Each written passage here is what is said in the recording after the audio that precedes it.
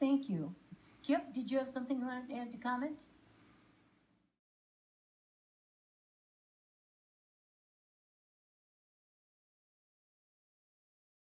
I sure did. Regarding the same thing, Ways and Means 57, 58, 59. My name's Kip Smith. I live on MacArthur, over in District 3. The reductions in services, it hurts our communities of color, it hurts our working poor, and the separate but equal concept that was talked about on the Ways and Means for ADA accessibility, it shows a lack of love living here in Muskegon. Public transportation is like sewer and water. It might not make money, but it's something everybody can need, and it's something that we actually need to expand. Everyone uses the roads, but no one says roads are not necessary. Not everyone uses the bus, but they are necessary, and we need those services. This, which we've heard so much comment about, the aim of this study is to help identify the strengths and weaknesses of existing transit network and highlight opportunities for service improvement and expansion. It's not about reduction. We have 480,253 passengers who rode the bus last year in the fiscal year 2019. Privatization of the part talked about privatization makes it a service about profit, not about service. It makes accessibility about squeezing past ADA guidelines in the least costly way as possible. It's not serving the residents of our community. And I strongly oppose the reduction in the services within our bus, and very, very strongly oppose the privatization of any portion of our buses. Even if it's just, we're only partly privatizing, but still keeping the other service, you're pitting competition against our own service that's about making money and not about serving our residents. So I do strongly oppose that, and I thank you for your time.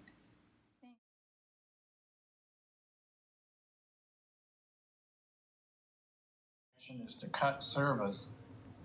The next thing that happens, even if we get microtransit, the service for the regular bus line is cut permanently. So we're not only, the imagination wasn't there. There's an outfit called Wheels to Work, where there's a cooperation with the businesses who require people to go to work using the bus. And we've not reached out to the businesses to see what they would recommend for their citizens or their workers to get to the jobs that they need. Thank you. Thank you, Ken.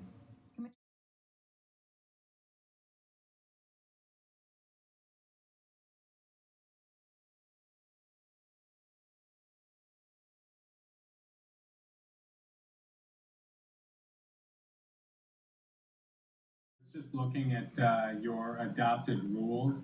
As you recall, you generally use Robert's Rules of Order as a guide to parliamentary procedure. So in the normal context of parliamentary procedure, once there is a call of the question, then it is not debatable, and then you tender that vote. Now, there is some discretion by the chair to make sure that everybody is afforded an opportunity for discussion. Thank you, Mike. Appreciate that.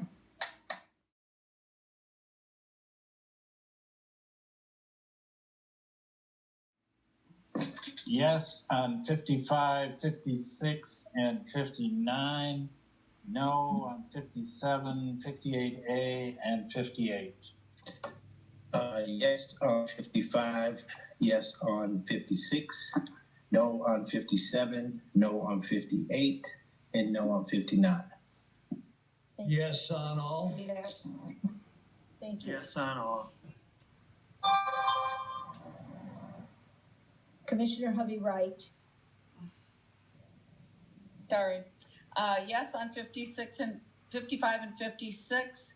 No on 57, 58, and 59. No on 55, no on 56, yes on 57, yes on 58A, yes on 58, and no on 59. Yes.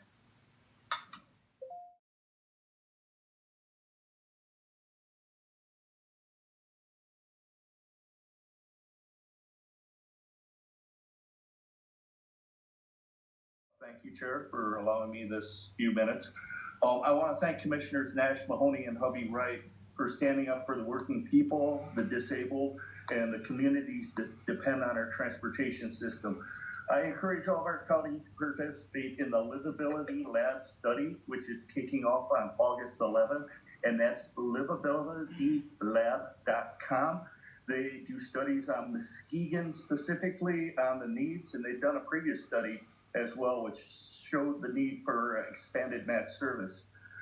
In that vein, I would encourage Jim Kokis, I'm sorry, I probably said that wrong, and all of the MATS organization to work on promoting transit use in Muskegon County, especially during Clean Air Action Days, so that we can educate the public in the advantage of public transportation about the bus. It is an advantage. It's important, and the new generation will be using public transportation very much. Expanding it is building our community. We need to change the perception of bus riders. I've heard in a previous meeting with our county health person calling bus riders super spreaders. Bus riders are not super spreaders. Let's change the perception of bus riders. Let's educate the public on buses so that we can expand instead of doing this cutting. And I thank you for your time, Commissioner. Thank you.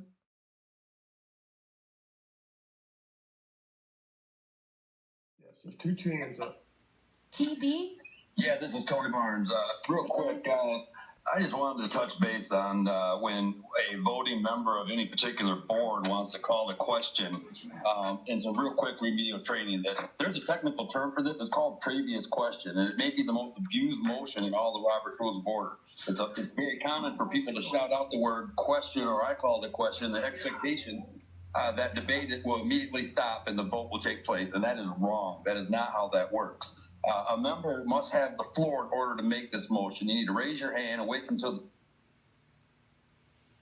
in order to make this motion. You need to raise your hand and wait until the chair gives you the nod and recognize you before speaking. And when you make this motion, you're only suggesting that you would like to stop the debate and vote.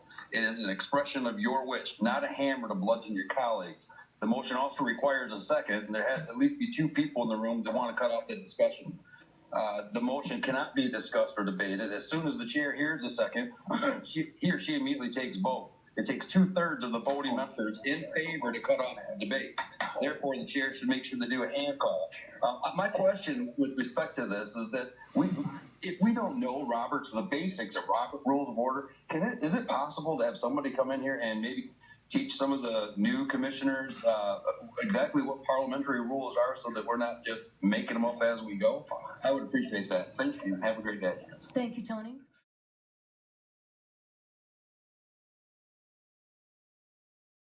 Until we find out they're either approved or not approved. And but we don't certainly want anybody to be caught in red tape and not be able to use the services. Yeah, she still voted for it. Is there any other comment from the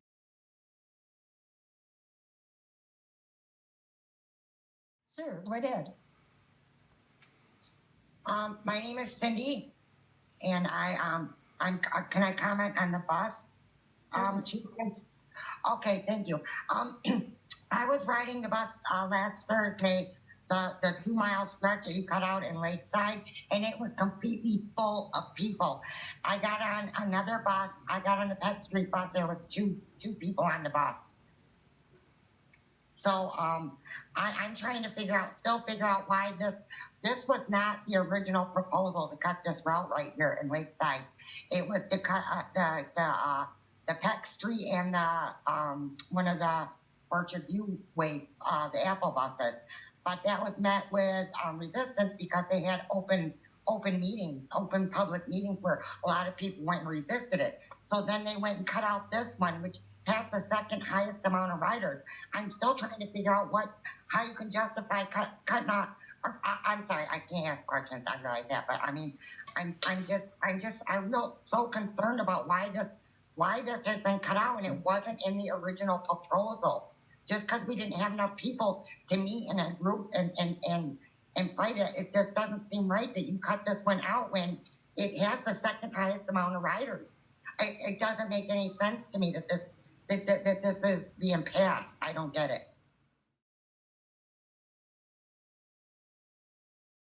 The MATS bus system.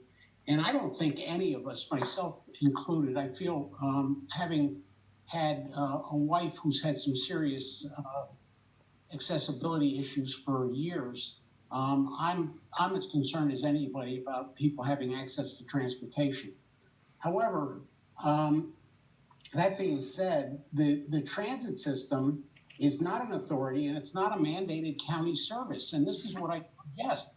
If people, constituents, want the service, the county would be happy to, I'm speaking for myself, but I believe, would be happy to participate with any of the municipalities, but they have to help support the system too.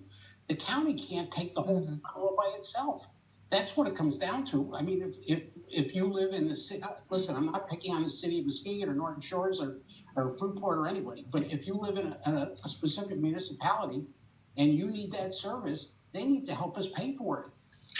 And they're supposed to do that. That's the way it was designed in the beginning, and years ago, they did help years ago, and then as time went on, we took it all, we just kept doing more with less, and now it's gotten a breaking point. I think I'm correct. Madam Chair, do you see anything wrong with what I just said? No, I think you're right. I mean, finances are a problem in getting municipalities to participate too. Marcia, did you have a question, or are you just keeping this in?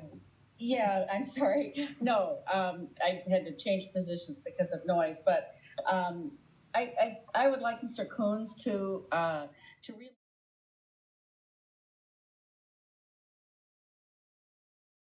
The city of Montague and Dalton Township had chipped in to keep the MARC system going, a bus route up north, and they dropped it anyway.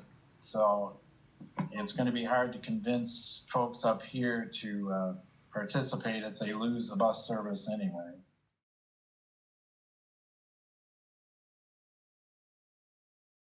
Jim Coombs can respond to this, but they were trying to make announcements to passengers that were riding the bus, and they said that they've been instructed by the bus driver and administration that they cannot make announcements about the meetings on the bus.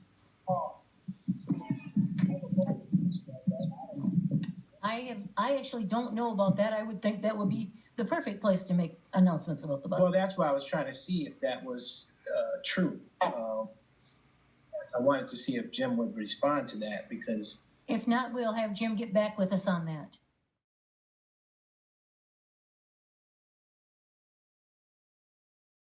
If I don't know the exact instance that your person brought to your attention, but there was a non-county meeting being held and that people were soliciting information on, and we don't typically allow soliciting at the terminal or on vehicles. I'm not aware that there was anything regarding a county-related or match-related meeting where we didn't get information out or allow it to be rebroadcast.